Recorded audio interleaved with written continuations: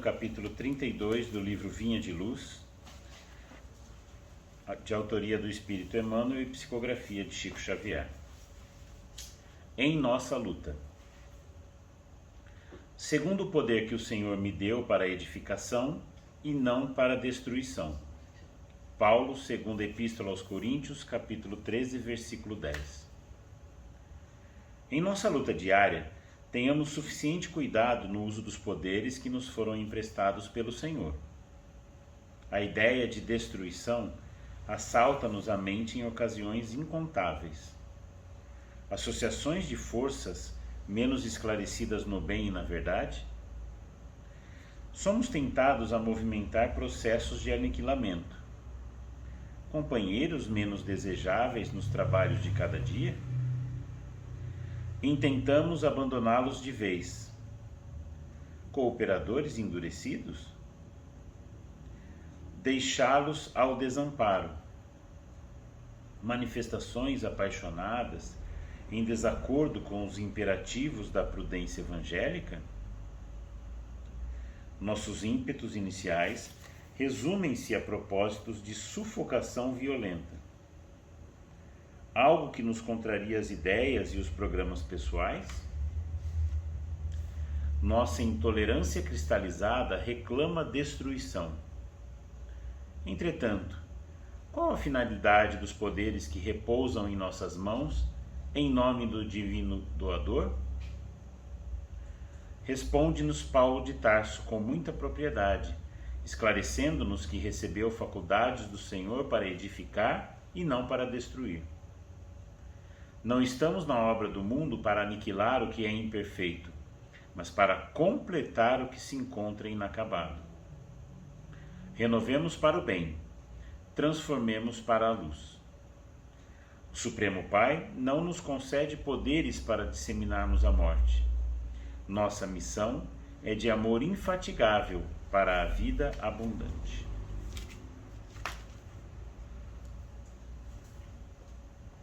Mestre Senhor Jesus,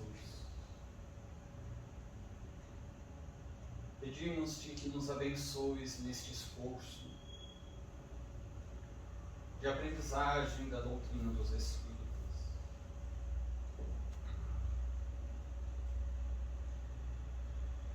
Permite, Senhor, que os bons Espíritos, em nome de Deus e em Teu nome, estejam conosco e nos envolvam em vibrações de harmonia e paz, auxiliando-nos também nas reflexões que realizaremos em torno dos temas que serão tratados nesta noite. A Ti também rogamos, Mestre, que abençoes os nossos irmãos de humanidade,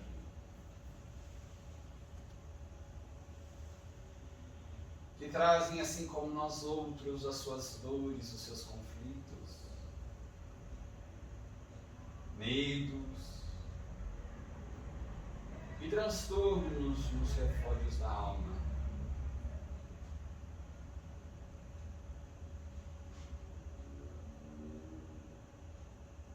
E ainda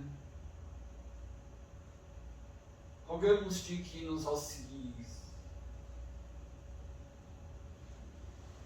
na tarefa de nossa autoiluminação,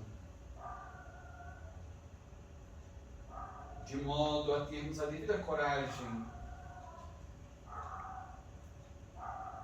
de realizar o processo do autoconhecimento e da autotransformação moral. Senhor, reconhecendo a infinidade dos benefícios que granjeamos da Tua misericórdia, nós Te agradecemos em profunda gratidão e Te louvamos com unção, muito amor e carinho, nesta hora e para sempre. Que assim seja.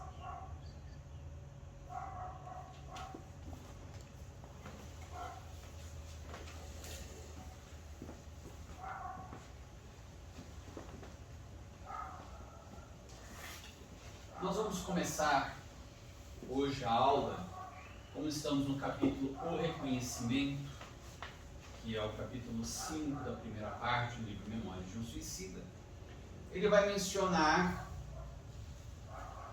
naquela reunião, a respeito daquela reunião que Teócrito tinha convocado com a presença dos internos do departamento hospitalar,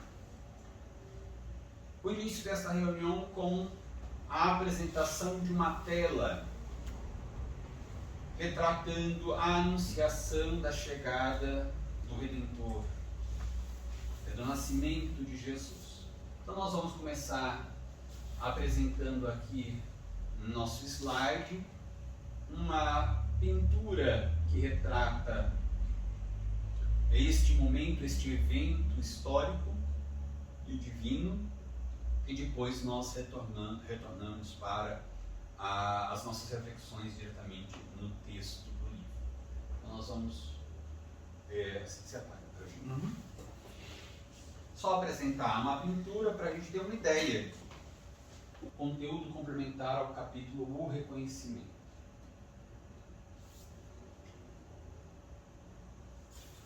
Aqui é uma tela chamada de A Anunciação. Ela foi pintada por Leonardo da Vinci no século XV e está exposta na Galeria Uffizi, na cidade de Florença, Itália, onde viveu Leonardo da Vinci. Aqui nós temos o retrato de Leonardo da Vinci, uma pintura de Maria Santíssima, dentro da concepção de Da Vinci, e aqui o anjo, ainda o arcanjo Gabriel, anunciando o nascimento de Jesus, que ela estava grávida, portanto, do Redentor. Então, a anunciação, o momento em que o anjo, o arcanjo Gabriel, anuncia a Maria Santíssima que ela daria nascimento, daria luz ao Messias, ao Redentor. Esta é uma das representações deste evento divino, este evento histórico. Como nós mencionamos, é uma pintura de Da Vinci do século XV, mas há outras várias pinturas retratando também este mesmo evento histórico divino, inclusive pinturas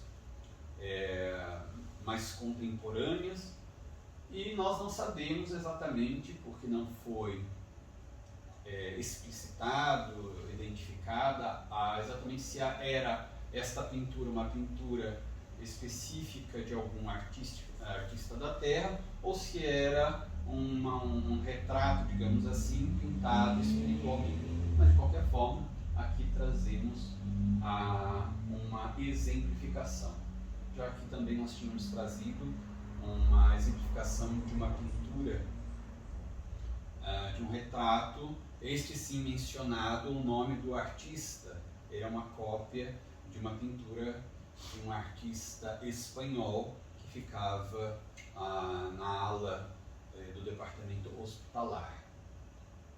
Então aqui está este exemplo, uma bela pintura de Leonardo da Vinci. Bem? Então nós vamos agora voltar para o texto, depois teremos o quadro final daquele esquema, também nos slides, do esquema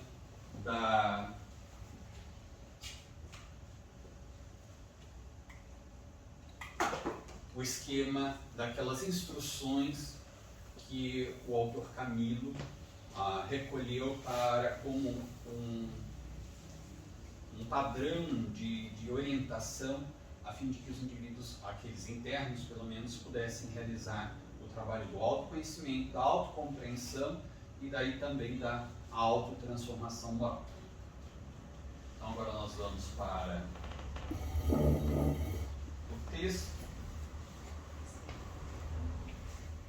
Bom, só para a gente fazer uma rápida retrospectiva, depois daquela excursão de Jerônimo à crosta da terra para visitar a família, os filhos, a esposa, e do grande desespero que tomou conta dele, praticamente da loucura, quando ele se dá conta dos desastres ocorridos na vida de tanto dos filhos quanto da esposa viúva, ele praticamente enlouquece, é levado novamente por aqueles dois benfeitores, entre eles Ramiro de Guzmán e os soldados, digamos assim, os seguranças, de volta para a colônia, só que daí ele não mais fica junto dos seus companheiros naquele quarto do departamento hospitalar. Ele é transferido de imediato para o departamento de isolamento. E a primeira solicitação que ele faz quando ele chega à colônia é que ele precisava confessar-se, ele precisava conversar com alguém, mas que fosse um padre, porque ele era católico, embora dentro daquela concepção que nós temos hoje, os católicos não praticantes, ele era um desses católicos não praticantes, mas que tinha inclusive um título específico dentro da instituição católica. E, portanto, por causa da fixação neste credo dele, enquanto encarnado, ele solicitava a presença de um sacerdote, o que foi autorizado pelo benfeitor Teócrito. E daí, então, Camilo descreve um pouco o benfeitor sacerdote, que tinha sido sacerdote na última reencarnação, mas que tinha também em reencarnações anteriores ainda feito estudos, aprendizados dentro da doutrina do Oriente, dentro daquela doutrina mentalista, portanto também hábil nas questões da mente, do psiquismo. Era o padre Miguel de Santarém, servo de Maria. E daí então também Camilo, o autor desta obra, nos apresenta um pouco a respeito da personalidade deste sacerdote. Então era uma alma muito nobre, de conhecimentos profundos a respeito do mentalismo, do psiquismo, mas também profundamente moralizado, evangelizado, e tinha características muito próprias para a tarefa de coordenação e direção do departamento de isolamento.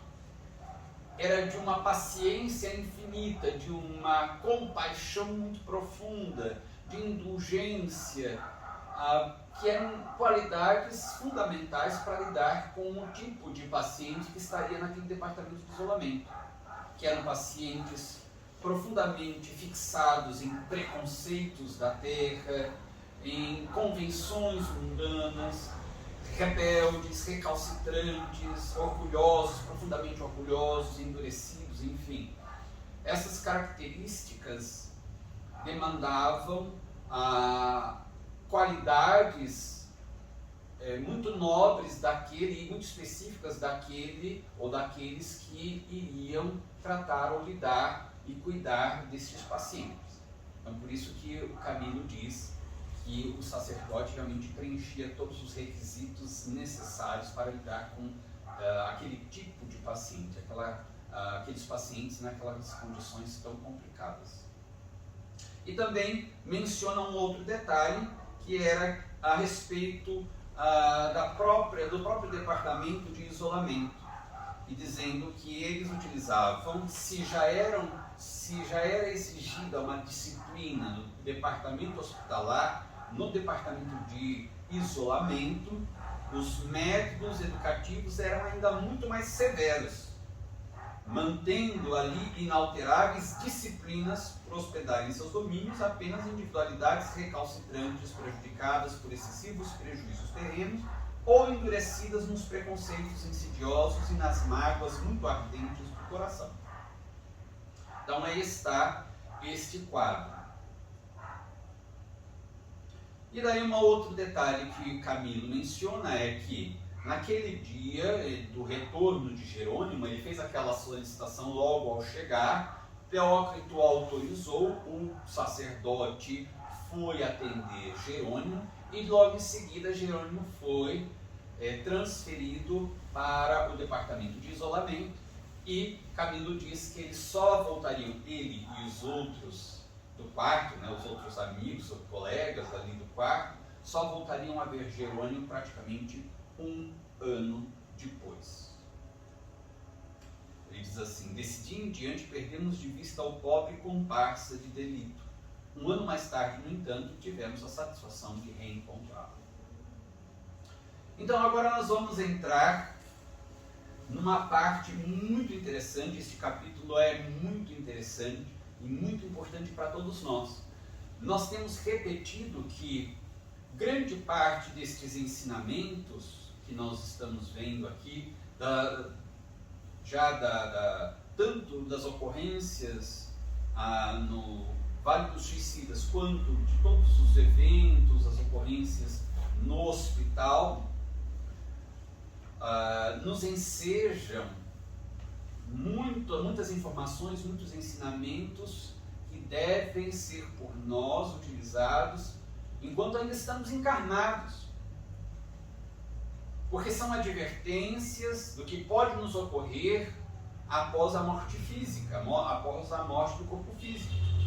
E também orientações de como podemos evitar muitas dificuldades após a nossa desencarnação. Como podemos nos preparar para a morte física, ou seja, para esta viagem que ocorre com o fenômeno da morte do corpo físico, para o nosso acesso de retorno ao mundo espiritual. Porque nós sabemos que todos nós, sem nenhuma exceção, iremos desencarnar. O dia não sabemos, que pode ser daqui a muitos anos e algumas décadas, como pode ser hoje mesmo.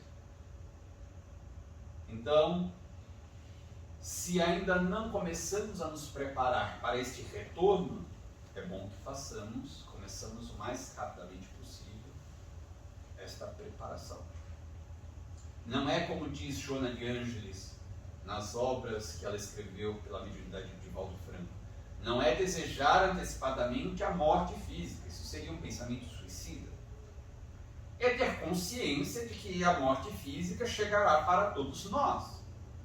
E sabedores de que nós somos imortais, é necessário prepararmos-nos para o retorno a este país das almas, dos espíritos, do mundo espiritual. Se nós vamos viajar para uma outra cidade, para um outro estado, um outro país, nós fazemos várias verificações e preparação para esta viagem. Preparamos várias coisas, desde a nossa mala, verificamos qual vai ser a temperatura, o clima nos dias que estivermos nesta outra localidade, se há um outro país, qual é o idioma, como faremos se não sabemos o idioma para podermos nos comunicar. Se há um outro país, qual é o dinheiro utilizado, temos de fazer o câmbio, a troca pelo dinheiro local. Quanto dinheiro vamos gastar numa viagem? Quem vai cuidar dos nossos animais domésticos?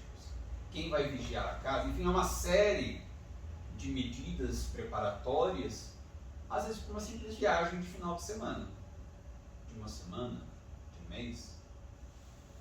Agora, sabendo que nós estamos aqui de passagem na vida física e retornaremos ao mundo espiritual, faremos a viagem de retorno, lá permaneceremos bastante tempo, presumidamente, é necessário que façamos a devida preparação para isso.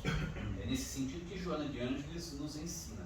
Devemos considerar a morte física, ou seja, a nossa desencarnação, todos os dias, não desejando antecipadamente, apenas tendo a lucidez, o bom senso de saber que a qualquer momento a morte física pode ocorrer para nós. Estamos devidamente preparados? Iremos fazer esta viagem tranquilamente ou perturbados? Melhor será se pudermos fazê-la tranquilamente. Daí necessário nos prepararmos, estarmos preparados todos os dias. Se acontecer amanhã, estamos preparados, está tudo muito bem. Se acontecer daqui a 10 anos, não tem problema, estaremos preparados também. Então, é muito importante nós estarmos atentos a todos os detalhes de todos os capítulos, mas também muito deste capítulo, porque nos ajuda muito a compreender como fazer a viagem interior.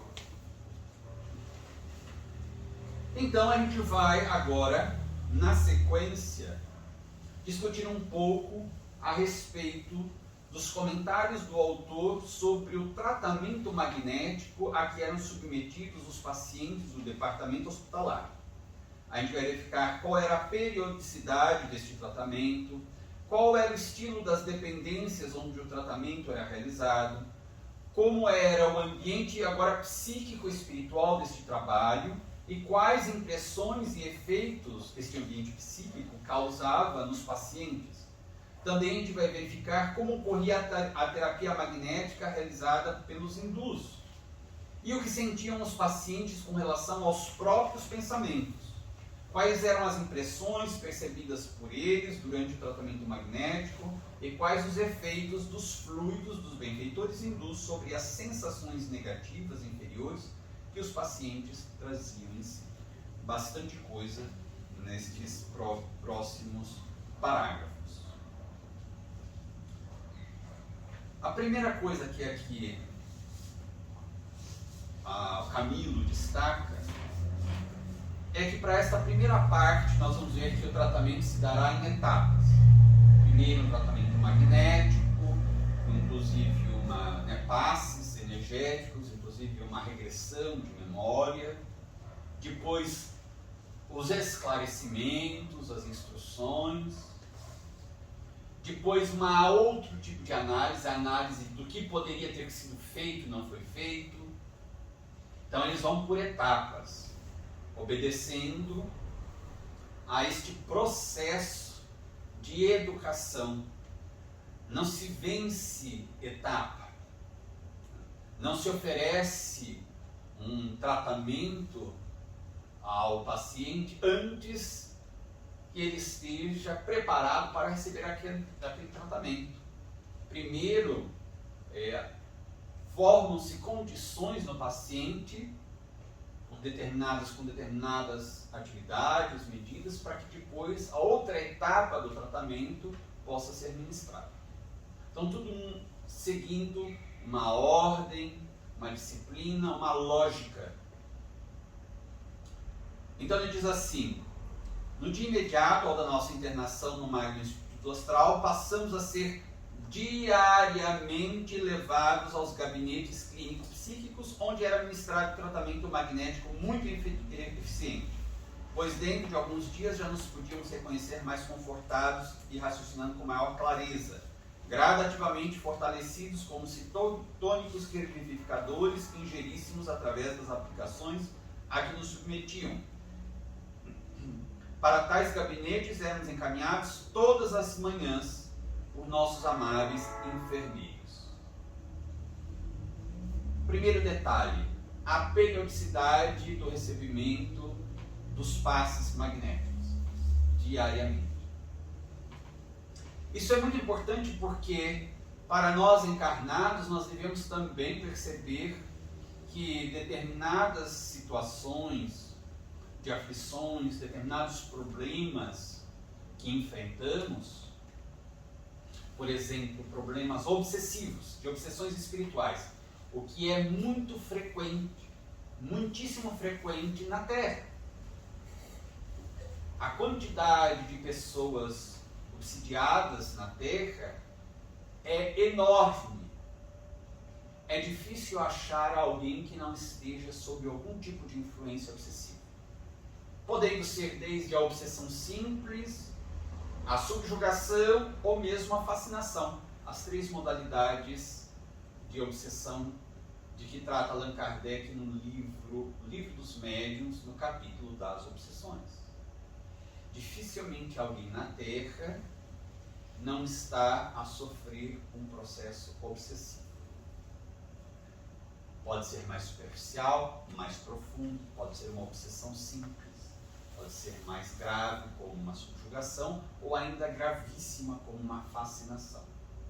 Lembrando que a obsessão caracteriza-se por uma influência negativa, portanto, realizada por espíritos inferiores, sobre alguém que pode ser encarnado ou desencarnado, e esta influência deve ter uma persistência, uma duração no tempo.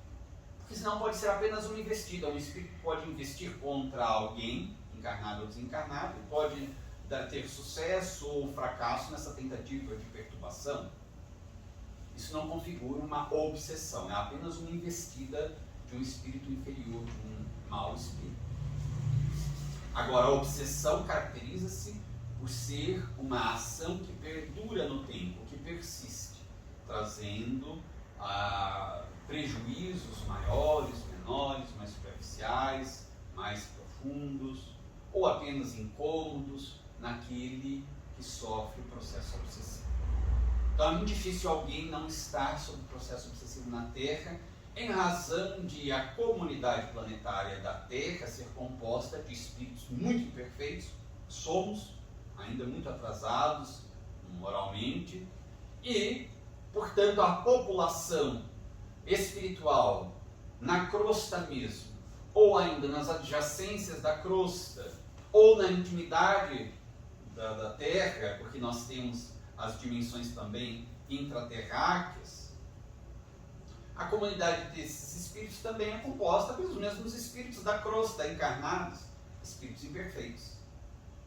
De maneira que, se aqui na Terra temos perseguições entre pessoas, no mundo espiritual também temos, e entre os dois planos da vida, espiritual, físico e espiritual, também temos.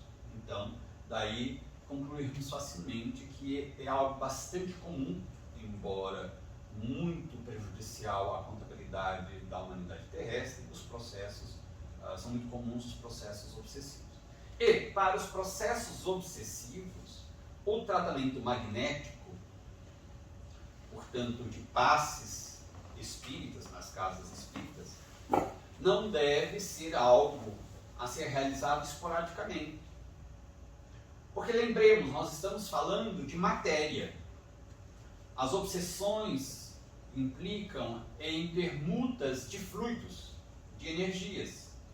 O obsidiado permanece com o seu corpo espiritual encharcado dos fluidos do obsessor. São fluidos perniciosos, são fluidos negativos, tóxicos.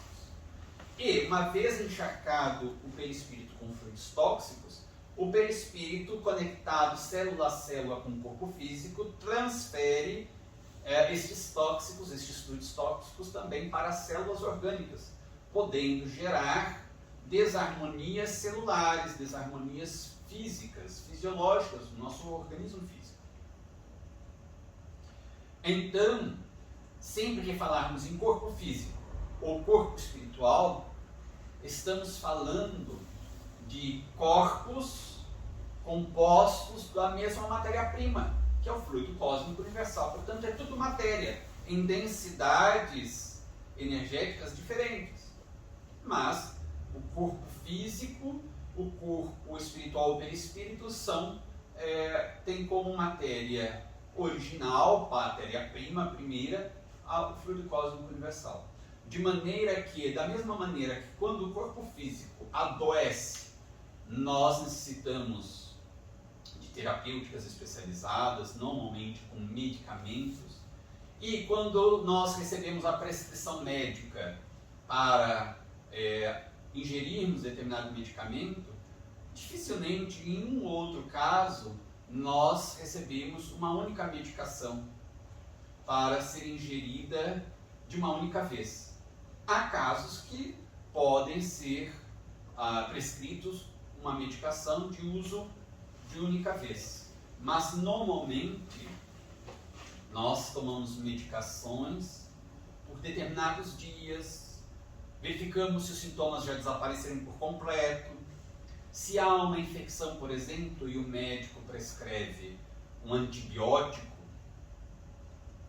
ele vai dizer: tem de tomar todos os dias, por tantos dias e nos horários corretos, porque senão há o risco de, se não seguir o tratamento adequadamente, eu tomo um dia, depois tomo no último dia e está bom isso, a bactéria criar resistência e o problema piorar. Então nós necessitamos de seguir um programa de tratamento. Não há milagre, não é milagre que ocorre. Aí eu vou ao médico, ele descobre o que eu tenho, ele me prescreve uma medicação, e daí aquela medicação contém um pó de pirlim-pim-pim, eu vou ingerir a medicação, e uma mágica acontece e eu fico ótimo. Para todos sempre, amém. Não é assim que funciona. É algo físico. Necessita, portanto, de um critério, de um protocolo de tratamento. Ora, se nós estamos com o corpo espiritual, o perispírito, portanto de matéria, quintessenciada, mas ainda matéria, enfermo, intoxicado, com desajustes, não é simplesmente indo ao centro espírita tomar um passe e de repente, por milagre, tudo fica bem. Eu fiquei ótimo para a eternidade. Isso é ilusão e, infelizmente, muitos confrades espíritas e casas espíritas reforçam esta ilusão. Reforçam este pensamento que é considerado, dentro do estudo da antropologia ou mesmo da psicologia, de pensamento mágico. Há muitos séculos, há milênios, era natural que a criatura humana, ainda sem ter desenvolvido adequadamente o raciocínio, tivesse um pensamento mágico. Mas agora não, no século XXI nós temos um pensamento lógico. A fé é raciocinada, inclusive, com o Espiritismo. Então, não se concebe que o indivíduo vá fazer um tratamento espiritual numa casa espírita e ela então tome um passe e depois diga assim, não adiantou nada. É evidente que não vai adiantar muita coisa se o problema é mais profundo. Se for um problema simples, um desajuste rápido, ou muito leve, superficial, é possível que até que resolva, até o indivíduo desajustar-se novamente. Mas se for um problema um pouco mais sério, uma intoxicação mais profunda, mais grave, tem de se seguir um protocolo. O que não deve nos levar a outro ponto, de começarmos também com fórmulas ritualísticas dentro das casas espíritas, né, com sugestões dentro do mundo, a partir deste mundo esotérico, não do esoterismo no sentido de introspecção, a alma, de busca interior da alma. Esse esoterismo que seria com um X, seria as manifestações ritualísticas, materiais de fora. Porque daí nós verificaremos que o indivíduo tem que tomar 7 passes, tem de tomar 8 passes, ou 3 passes, determinado número de passes que correspondam a simbologias cabalísticas. Não é isso. Nós não temos condições de determinar quantos passes a pessoa precisa tomar. Júlio, Oi, pois não. posso fazer uma pergunta? Tem casas espíritas, até que eu frequentei, você passa na orientação e lá, mediante a situação que você fala, você recebe normalmente um cartãozinho onde você vai tomar 3 passes para a saúde, 3 passes para um equilíbrio e depois um passo comum, ou você toma, 7 passes para desobsessão. E na chamada dos passes, você entra respeitando isso. Para quem vai, para a saúde, e assim vai. O da desobsessão, você toma sempre no final, sempre os últimos a ficar, por ser mais demorado. Por que existe essa separação dos passes? Essa classificação? Isso se deve a determinadas convenções que foram feitas por parte dos seres humanos encarnados, determinados indivíduos ou determinadas casas espíritas. Notemos que na codificação espírita nós não temos textos de Allan Kardec falando especificamente sobre o passe espírita. O que ele trata é do magnetismo, porque antes de surgir a doutrina espírita, ele já era magnetizador da Sociedade Mesmérica de Paris. E foi em razão destes vínculos com o magnetismo que ele descobriu os fenômenos espíritas, porque foi um colega seu, o Sr. Fortier, que era também um magnetizador, que ele fala por primeira vez dos fenômenos mediúnicos, dos fenômenos espirituais, dos fenômenos espíritas. Então ele era um magnetizador, aplicava, portanto, passes magnéticos, tinha conhecimento do magnetismo, do mesmerismo, e fala, inclusive, que o espiritismo devia muito ao magnetismo, porque foi praticamente uma consequência do magnetismo. E quando se estuda o magnetismo, há determinadas técnicas que são aplicadas. Ocorre, no entanto, que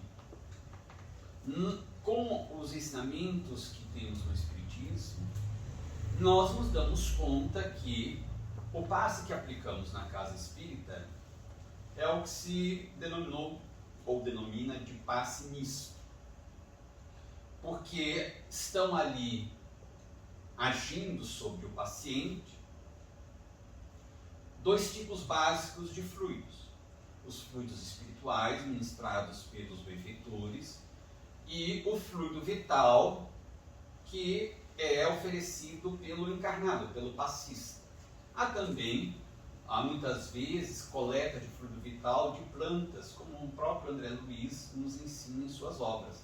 E este fluido vital retirado também por espíritos, muitas vezes irmãos nossos indígenas, desencarnados, este fluido vital de plantas é levado para os benfeitores, os técnicos de manipulação fluídica da casa espírita, na sala de passes, e eles mesclam este fluido vital das plantas com o fluido vital do médium passista encarnado, e junto com os seus fluidos espirituais, este conjunto, este mix de fluidos é transferido, portanto, ao paciente.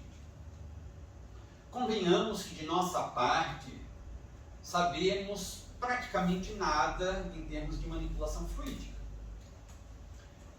Segundo ponto, a participação primordial no passe, mesmo no passe espírita, é dos benfeitores espirituais, porque eles que trazem, eles que doam, oferecem os fluidos espirituais e de altíssima qualidade. Nós entramos com um fluido vital. E, em regra, em razão da nossa inferioridade moral, de todas as nossas imperfeições morais, do nosso tipo de vida com hábitos muito ruins, negativos, de um modo geral, há exceções, a qualidade do nosso fluido vital é muito pobre. Primeiro que não há muitos passistas que não têm uma grande quantidade de fluido vital para doar. Segundo que, ainda que tenha uma grande quantidade de fluido vital para doar e consiga exteriorizar este fluido vital, nem sempre é de boa qualidade. O indivíduo tem pleno domínio sobre os pensamentos, apenas cultiva bons pensamentos. Bastou o indivíduo passista ter pensamentos negativos, inferiores, perturbadores antes do passe para ele contaminar o seu fluido vital. É como se ele estivesse doando sangue contaminado. Os benfeitores fazem essa equivalência, o sangue e o fluido vital. A doação de sangue contaminado e a doação de fluido vital contaminado. De maneira que é muito comum os benfeitores terem de neutralizar a ação do passista para apenas doar os seus próprios fluidos espirituais ou o fluido vital para de plantas, daí de qualidade, embora em menor quantidade, para oferecer ao paciente. Sabemos, por exemplo, de pessoas que são passistas em casas espíritas que não têm um controle mais rígido e sério, e que às vezes no dia de ministrar passes, ou até mesmo antes de ir para o centro espírita, fumam. O fluido vital desta pessoa estará contaminado, intoxicado. E os benfeitores, se for uma casa espírita séria, terão de neutralizar aquele passista. Ele fará movimentos inócuos, porque não, ele estará bloqueado, neutralizado para não doar fluidos, senão ele estará doando fluidos tóxicos que podem, inclusive, enfermar aquele que absorva aqueles fluidos. Então a gente vê que é um assunto bastante complexo e delicado. Desta forma, se nós temos todas essas questões, e sobretudo um desconhecimento enorme a respeito das questões fluídicas, de manipulação fluídica, como nós podemos estabelecer que o indivíduo precise de 3 passes? É um problema de saúde, são 3 passes. É um problema de desobsessão, de obsessão, são 7 passes. Como? O médico prescreve a medicação e o tempo de ingestão daquela medicação e a forma de ingestão, porque ele estudou em muitos anos. Ele é um especialista no assunto.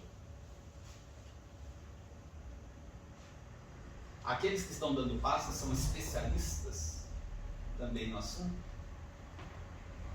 Agora, da medicina da terra, os médicos que estudaram têm compêndios profundos a respeito da questão médica material. Qual é o domínio do conhecimento dos fluidos? Não temos nem muitas informações a respeito deles. Como podemos ter domínio sobre os fluidos? Conhecimento tão amplo e profundo sobre a questão fluídica e de manipulação fluídica, não temos. Nós temos livros de magnetismo apresentando algumas técnicas desde o século XIX. Desde antes, quando o Mesmer começa a apresentar a sua teoria, mas depois, sobretudo no século XIX, por exemplo, as orientações e ensinamentos do Marquês de Puisségur,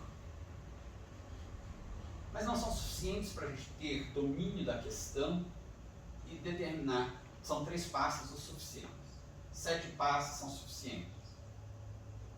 O que nós sabemos são essas informações do mundo espiritual. É um tratamento magnético, energético, não é um passe de mágicas. E também sabendo que normalmente as pessoas absorvem aqueles fluidos e ao saírem da casa espírita, pelo comportamento, muitas vezes desperdiçam todos aqueles fluidos recebidos e muitas vezes entram na sala de passe sem nenhuma preparação e, portanto, se tornam refratárias aos fluidos, portanto, não absorvem, nem absorvem aqueles fluidos que lhes são ministrados. A gente pode compreender que apenas um único passe, de um modo geral, não será suficiente para resolver muita coisa. Agora, quantos passes são necessários? Não há como dizer. Até porque isso varia muito de organismo para organismo. A pessoa tomou 7 passes. Nas 7 vezes ela entrou despreparada na sala de passes e não absorveu nada, ou quase nada, nas 7 vezes. Daí o outro indivíduo, que também estava com a cadernetinha, a fichinha de 7 passes, absorveu desde a primeira vez, absorveu tudo que lhe foi fornecido, estava receptivo ao passe. Talvez no segundo ou terceiro passe ele já esteja bem. Não temos como saber. O que sabemos é que, normalmente, não podemos esperar que um resultado seja tão bom de uma maneira tão rápida. Porque diariamente nós desperdiçamos fluido vital. Ficamos irritados. Pronto, já consumimos fluido vital excessivamente. Tomamos passe naquele dia. Nós estamos num processo obsessivo. Numa casa espírita séria, os obsessores não têm acesso. Daí o indivíduo toma o passe, os benfeitores procuram romper as vinculações fluídicas entre o obsessor e o obsediado, restauram, digamos, o equilíbrio fluídico daquele indivíduo, eliminam as toxinas do perispírito, e o indivíduo está relativamente bem. Mas ao sair da casa espírita, está lá fora o obsessor o aguardando. Ele transformou o padrão mental dele? Ou ele vai voltar aos mesmos pensamentos, às mesmas conversações, aos mesmos hábitos? Se ele volta aos mesmos padrões de comportamento, de pensamento, de hábitos, o padrão, normalmente, esses hábitos, pensamentos são inferiores, negativos. O padrão vibratório dele novamente cai, o que permite ao obsessor refazer, reconstituir as vinculações fluídicas e intoxicá-lo novamente. Por isso a insistência. Quanto mais o indivíduo permanecer sem as influências, mais ele consegue se fortalecer e maior tempo ele terá para ir educando a alma. Porque isso é o tratamento de profundidade. Os outros são tratamentos acessórios, auxiliares, mas o fundamental é a transformação moral do indivíduo. Agora, é claro, se ele está perturbado, intoxicado fluidicamente, às vezes ele nem consegue raciocinar direito. Daí necessário é que ele seja desintoxicado para ele poder melhor absorver os ensinamentos, as orientações.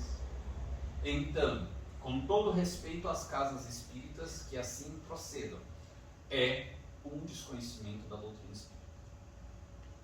É um desconhecimento. É uma padronização que não tem embasamento doutrinário. E até uma certa, às vezes sem intenção, mas uma certa pretensão nossa.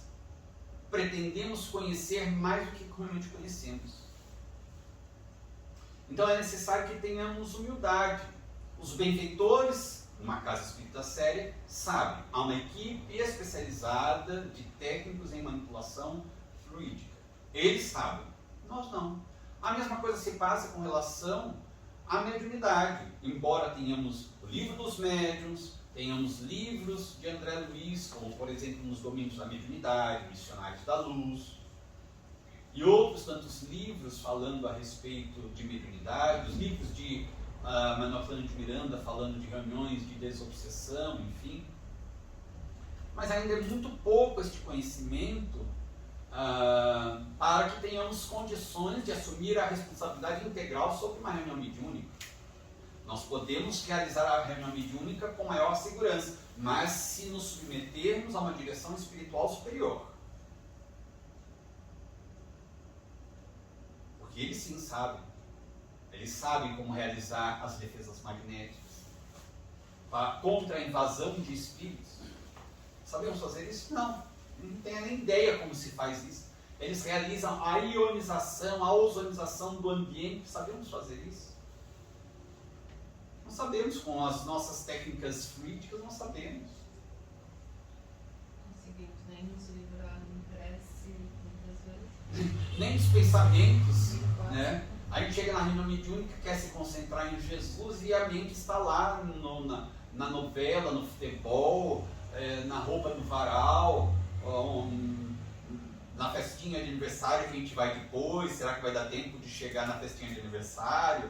E a nossa mente é muito fugidia, a gente não consegue nem se concentrar devidamente. Você acha que a gente vai ter condições de compreender ainda, ou realizar, mais difícil ainda, realizar tarefas que exigem técnicas muito especializadas, um domínio da própria mente? Não. Então, com toda a honestidade doutrinária, porque estamos no curso de Espiritismo e o que é legítimo num curso de Espiritismo é a doutrina espírita, né? Não apresentamos nenhuma opinião particular, pessoal, nenhum ponto de vista. Apresentamos o que a doutrina espírita nos ensina. Então é necessário que conheçamos a doutrina espírita. Muitas pessoas dizem assim: olha, para fluidificar a água é necessário tirar a tampinha da garrafa. E alguém disse em algum momento da história, e daí aquela casa espírita repete, ou a pessoa repete aquela orientação, e se for perguntada por quê, a pessoa não sabe explicar. Porque agiu como um papagaio, agiu exatamente de forma contrária ao que o Espiritismo ensina. O Espiritismo ensina a fé raciocinada. Kardec diz só aceitar alguma coisa quando depois de compreender aquela coisa e depois de passar aquela coisa, aquele ensinamento, pelo critério da racionalidade, do bom senso. Daí a pessoa é perguntada, essa que disse assim, tem de abrir a tampinha da garrafa. Assim, se eu fizer uma prece aqui, os fluidos que eu emito alcançam alguém no Japão? Claro, está lá no Evangelho segundo o Espiritismo. Ação da prece e transmissão do pensamento. Então quer dizer que eu fizer uma prece aqui dentro desta sala, deste salão do centro espírita, todo fechado com paredes e portas. Estes fluidos, estas energias transportadas pelo fluido cósmico universal, vão transpor paredes, vão transpor janelas, oceanos, continentes, e chegarão ao Japão, dentro da casa, dentro do quarto da pessoa, todo trancado? Sim, evidentemente. Mas não passa da tampinha. Mas o plastiquinho não passa. Isso é a fé irracional, a fé cega. E Kardec chama a atenção. A fé cega pode nos levar ao fanatismo. Precisamos questionar tudo. Por que isso? Os espíritos dizem, questionem, isso é muito importante, a fé deve ser raciocinada, a gente precisa compreender. Depois de compreendido, eu vejo se aquilo tem bom senso, se é lógico, não é lógico. Então não tem sentido fazer a fichinha, não tem sentido estabelecer 3 passos para a saúde, até porque a gente vai ficar perguntando, você é problema de saúde? Qual é o problema de saúde? A gonorreia. Estamos invadindo a individualidade, a privacidade da pessoa. Nós tivemos um período em que alguém contaminado por HIV era visto como uma pessoa, verdadeira pessoa leprosa. Até hoje temos preconceito, mas antes, muito pior. Então na casa espírita, você tem algum problema de saúde? Tem. O quê? Eu sou HIV positivo. Não podemos fazer isso. Temos serviço de passes. Quem estiver interessado, nós encaminharemos para o passe. Se a pessoa não quiser, terminou a palestra, levante-se e vai embora. Se a pessoa acha que não precisa tomar passe, quem sou eu para dizer você precisa tomar passe? Não sei. Às vezes a gente não sabe se nem a gente. Será que eu estou bem? Não sei. Acho que não preciso tomar passe, mas pensando bem, hoje eu passei por um dia umas complicações, melhor eu tomar passe, porque eu acho que eu gastei muito fluido vital. Então não tem sentido. É obsessão, mas é obsessão simples, é fascinação, é subjugação. O obsessor, logo depois de 7 passes, vai decidir radicalmente desistir da obsessão. Há obsessões que transpõem reencarnações. Divaldo narra em palestras, está na biografia oficial dele, que ele tinha um obsessor que o perseguia desde o século XVI ou XVII.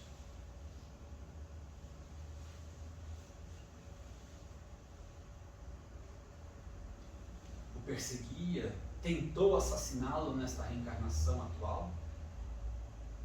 Ele mesmo diz, se não fosse conhecimento do espiritismo, ele certamente teria enlouquecido e cometido suicídio. Ele tentou suicídio uma vez, quando muito jovem, cerca de 18 anos também, está na biografia dele. Tentou suicídio por ação do obsessor. Ele chamava de máscara de ferro, porque em analogia àquele filme em que havia aquele que era um rei, tinha um irmão gêmeo, e na verdade o herdeiro verdadeiro do trono foi preso pelo irmão gêmeo, que passou assim, né, ficou a passar por ele, e prendeu o irmão, que ficava com uma máscara de ferro para ninguém o reconhecer. Então era uma máscara de ferro, uma face patibular, fria, não tinha expressão. E Divaldo via esse obsessor, que não tinha expressão nenhuma, sempre fria, gélida, e então ele apelidou de máscara de ferro. Então não temos como saber, são questões que fogem à nossa capacidade de análise mais profunda para esse tipo de diagnóstico mais preciso. Então, respeitamos, aqui não estamos tentando desfazer ou desmerecer nenhum trabalho, apenas uma reflexão com base nos postulados, nos ensinamentos espíritas que estão na codificação, nas obras básicas da codificação, em outras obras de Kardec, como na Revista Espírita que ele publicou por 12 anos, além de conhecimentos também que estão nas obras subsidiárias, sejam de André Luiz, de Joana de Ângeles, de Emmanuel, de Leon Denis, de Gustavo Gillet, de outros, tantos Alexander Aksakov, tantos outros clássicos do Espiritismo. Tudo bem? Então, aqui eles eram submetidos ao tratamento diariamente, portanto, reforçando que é necessário que nós não consideremos nenhum tratamento espiritual como algo mágico. É necessário ter a disciplina, a consciência do que estamos nos submetendo e também a perseverança. Já fui lá 2 vezes naquele centro espírita, não adiantou nada, atendi num centro espírita mais forte. Não existe isso.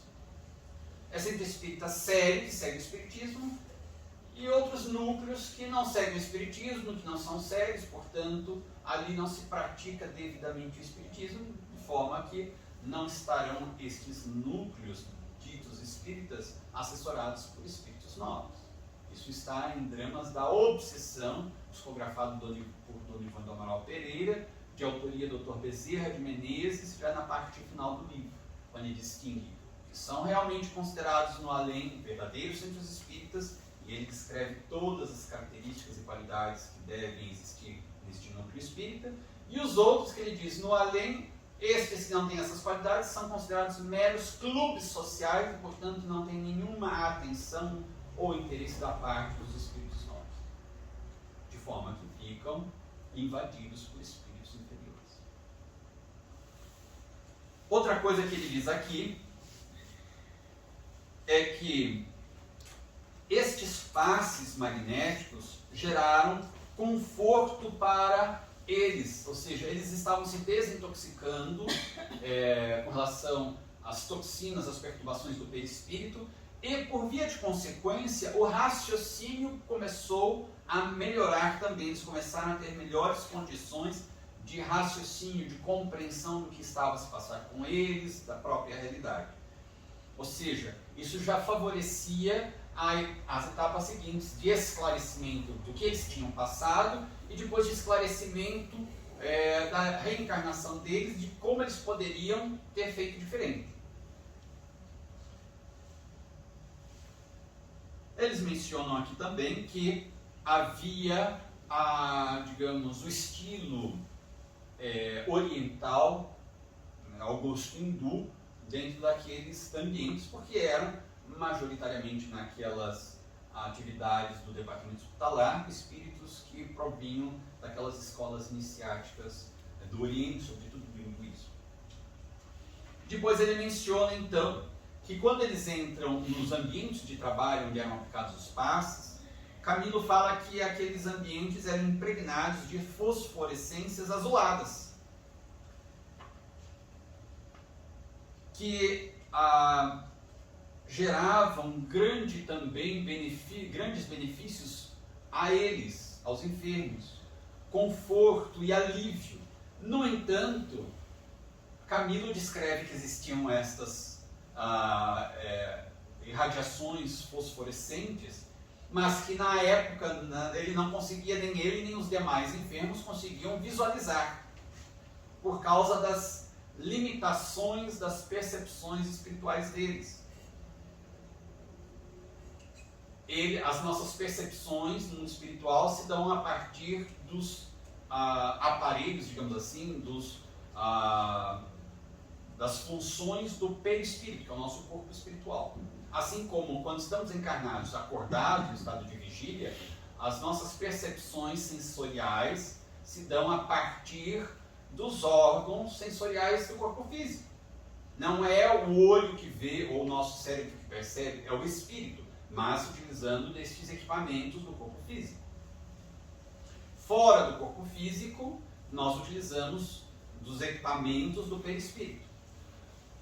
Da mesma forma que o corpo físico, a aparelhagem, por exemplo, visual do corpo físico, impõe-nos limitações, nós não vemos nada além dos raios ultravioletas, nem a luz decomposta nos raios infravermelhos, a partir do vermelho, abaixo do vermelho a nossa visão física não alcança, estes raios não percebem, eles existem, nós sofremos a influência, mas nós não vemos. Também o perispírito obedecerá, dentro da questão da percepção, da possibilidade de perceber a realidade externa, limitações maiores ou menores, ou nenhuma limitação a depender do estágio evolutivo do indivíduo. Quanto mais espiritualizado ou moralizado o indivíduo, mais sutil se torna o perispírito, portanto as percepções se ampliam e aprofundam. Como não era o caso deles, que eram espíritos profundamente atormentados, imperfeitos, os equipamentos de percepção do perispírito impunham também a estes espíritos muitas limitações, de maneira que eles na época não conseguiam perceber estas fosforescências azuladas. Mas ele coloca depois no livro que elas existiam sim. Alguém os informou, né? Ou informou, melhor dizendo. Ou talvez faça parte aí do elemento de revisão de Leon Denis, né? E depois ele diz assim, descreve como era a seção, digamos, de aplicação daqueles passes. Era um semicírculo com bancos, eles entravam em grupos de 10, ficavam numa parte de um lado 5 indulos, formando, portanto, um semicírculo, e depois, do outro lado, digamos como que a fechar aquele círculo, o diretor do trabalho, também indulo. E uma coisa interessante é que a Camilo diz, na Terra, eu particularmente, creio que os meus amigos também, nunca tivemos interesse por essas questões do Oriente, do psiquismo, do mentalismo, e no entanto agora o que ele quis dizer aqui, nós considerávamos coisa de gente mais atrasada, de gente supersticiosa, de gente que não tinha boa cabeça, gente fraca de cabeça. Mas agora estávamos nos submetendo a tratamento com técnicas que nós ignorávamos ou desprezávamos como algo que seria mera superstição. Não são os nossos preconceitos. Há muita superstição na Terra, mas há muita coisa válida, verdadeira, que nós tomamos por superstição meramente por preconceitos. Não fazemos nem o esforço de analisar ver se é verdadeiro ou não. E ele dizia então, o ambiente que agora contemplávamos, porém, impregnado de unção religiosa, mais um detalhe, nas salas de passes, de atividades religiosas, não apenas na casa espírita, nós encarnados, ter este comportamento, que é o que Dr. Bezerra de Menezes, na obra referida Dramas da Obsessão, menciona. A unção religiosa, ao máximo respeito nos templos religiosos, sobretudo nós que temos maior conhecimento da realidade, da vida espiritual, sobretudo de nossa parte, os espíritas. Máximo respeito, máxima unção religiosa nos templos espíritas e nos ambientes de trabalho. Sem isso, as vibrações do ambiente se tornam de baixa qualidade. E daí, trabalhos espirituais de maior responsabilidade não tem como ser realizados. E muitas vezes, as próprias defesas magnéticas da casa espírita acabam sofrendo prejuízos por causa das nossas irradiações dos trabalhadores encarnados. Isso favorece a invasão da casa espírita por espíritos trevosos. Então, estas irradiações impregnadas de unção religiosa, que atuavam poderosamente sobre as faculdades psíquicas dos enfermos, lenificava-os ao impulso do religioso fervor, imprimia tão profundas e atraentes impressões em nossos espíritos que, atordoados no seio do seu ineditismo, julgávamos sonhar. Quando pelas primeiras vezes penetramos esses gabinetes saturados de ignotas virtudes, fomos mesmo acometidos de invencível sonolência que nos provocou como estado de semi-inconsciência. Semi-consciência. Nós lembramos que Allan Kardec, que ele tinha de introduzir no Ocidente a questão do corpo espiritual, que já era conhecimento do Oriente, ele tinha de apresentar algo mais simples. Mas o próprio André Luiz fala que quando ele estava em nosso lar, um dia que ele foi repousar, ele em sonho, ou seja, em estado de desdobramento da alma, foi visitar a mãe dele. No corpo, quando estamos encarnados, entendemos que Kardec fala a este respeito em um livro dos Espíritos, da emancipação da alma, um capítulo inteiro para este estudo. Ele diz que quando o corpo físico repousa, o espírito vinculado ao perispírito se desloca do escafandro material para as experiências fora do corpo físico. Sejam quais forem essas experiências. Mas André Luiz, em nosso lar, não tinha mais o corpo físico. Como é que ele se desdobra do corpo que ele tinha? Porque daí ele diz que ele vai em corpo mental. Que também não é a alma ainda. Por isso, no Oriente se falar em corpos ou camadas espirituais superpostas formando um todo. E o corpo mental é a parte mais sutil, digamos, o corpo mais sutil dos corpos espirituais que temos. A camada talvez mais sutil, se podemos assim nos expressar, do nosso perispírito. E ela consegue se deslocar de forma independente do resto do perispírito. Então podemos, quando estamos às vezes atordoados nessa semi-inconsciência, num transe mediúnico, falamos que o médium está parcialmente desconectado do corpo físico. É possível que, sob o influxo do psiquismo, dos eflúvios daqueles benfeitores, eles também se desconectassem parcialmente do resto do perispírito e tivessem outras percepções porque estavam um tanto deslocados apenas com o corpo mental. É uma possibilidade de interpretação. E daí eles entravam, segundo o benfeitor, o Camilo explica, eles entravam, sentavam-se naqueles coxins alvos.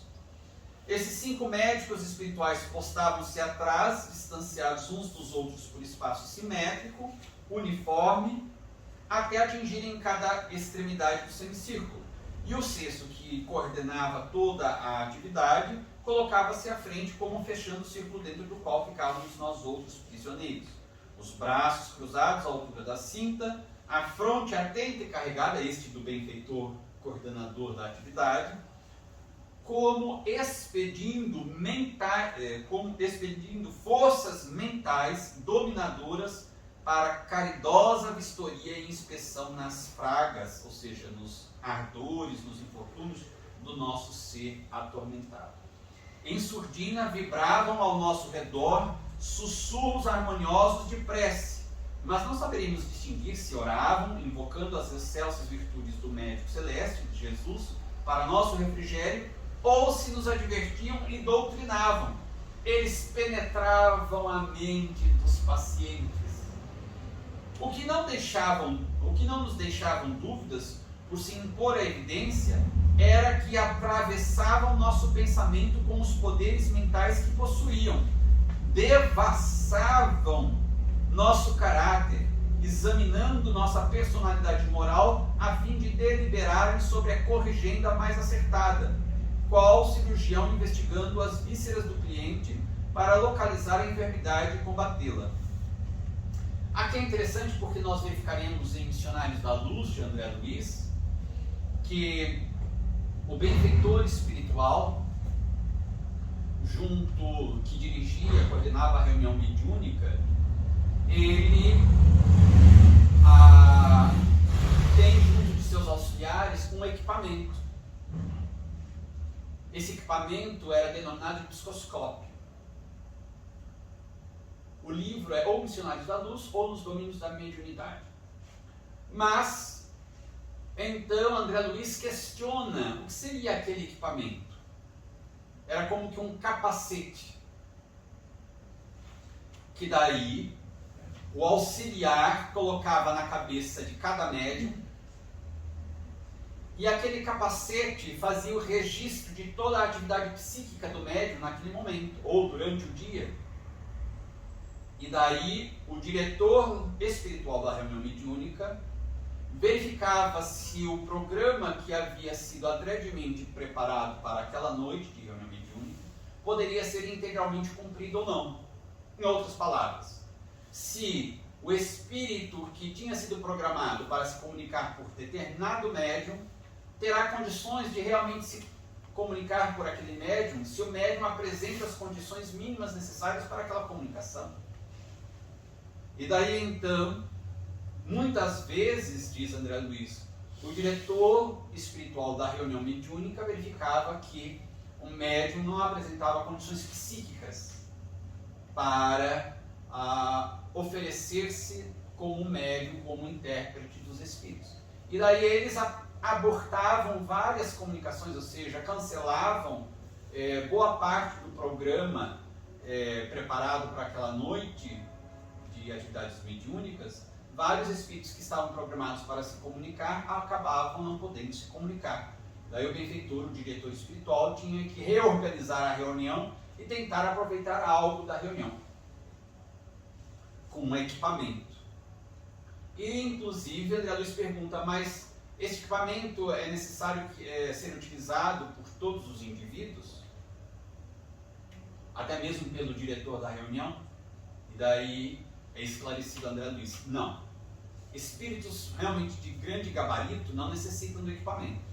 Mas como não são apenas espíritos já numa condição muito superior a participar dos trabalhos, a colaborar nos trabalhos, fica mais prático ter esse equipamento, porque aqueles que ainda não atingiram essa condição de apenas psiquicamente captar, registrar todas essas ocorrências do psiquismo do médium, dos encarnados, enfim, ou desencarnados, eles poderão ter um recurso com o equipamento.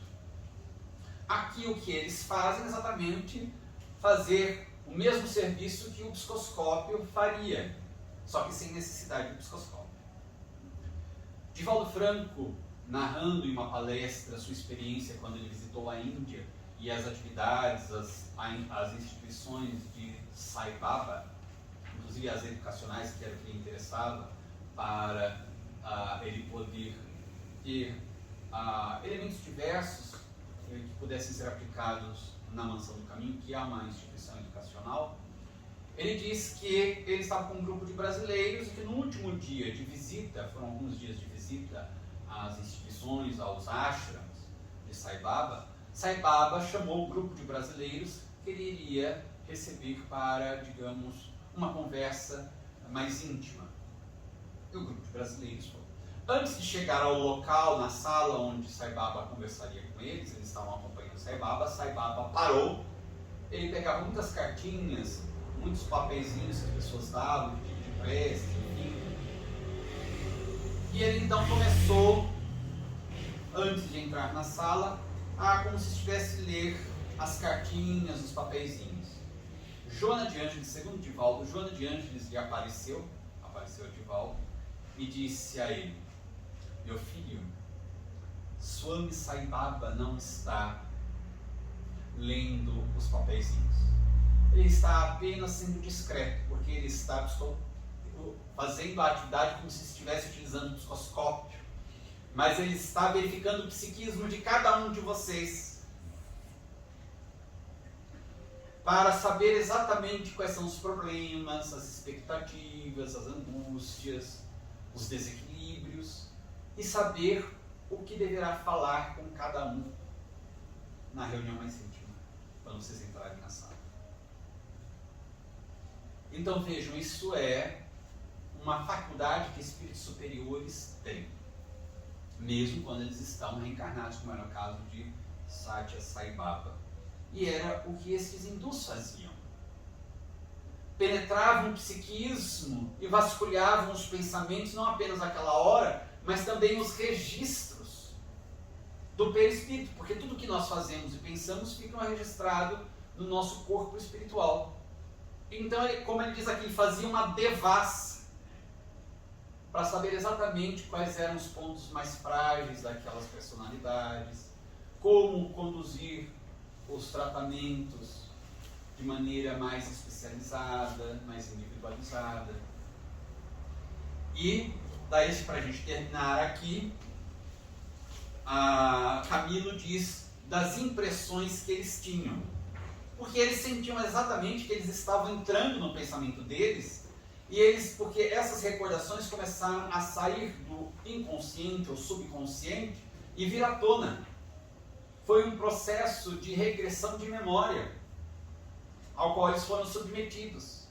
E eles não tinham controle sobre isso, porque nós lembramos novamente com a doutrina espírita que quando estamos diante de espíritos superiores, ou espíritos que são moralmente superiores a nós, não precisa ser tão elevado, qualquer espírito moralmente superior a nós tem autoridade sobre nós e nós não conseguimos resistir ao impulso desse espírito. Aqui no caso, como esses hindus eram muito superiores a eles não tinham como parar o processo, bloquear o processo, era algo irresistível para eles. E daí eles dizem assim: a vergonha, tal certeza infundia-nos múltiplas impressões, a despeito do singular estado em que nos encontrávamos, ou seja, de semi-inconsciência. A vergonha por havermos pretendido burlar as leis superiores da criação.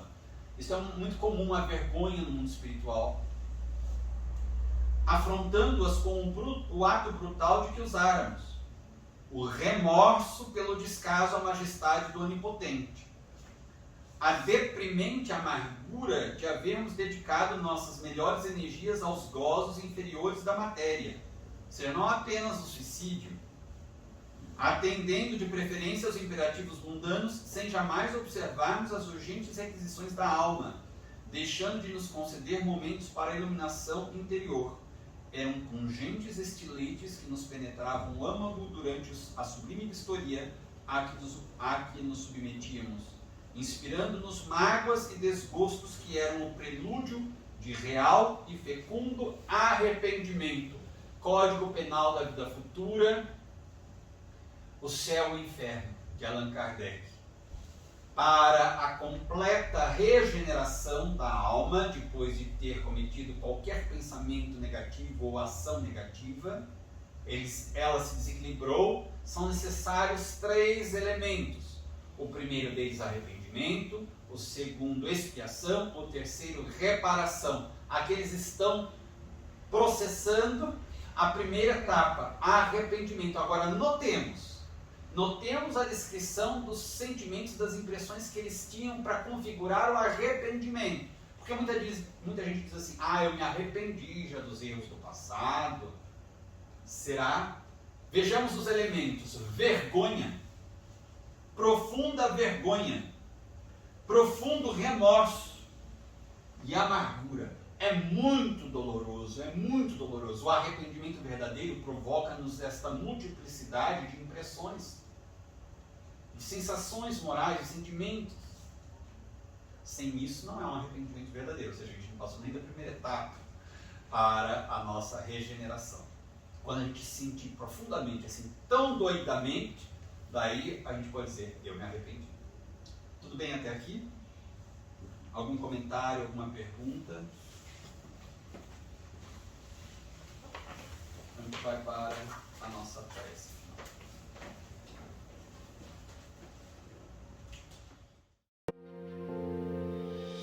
Final.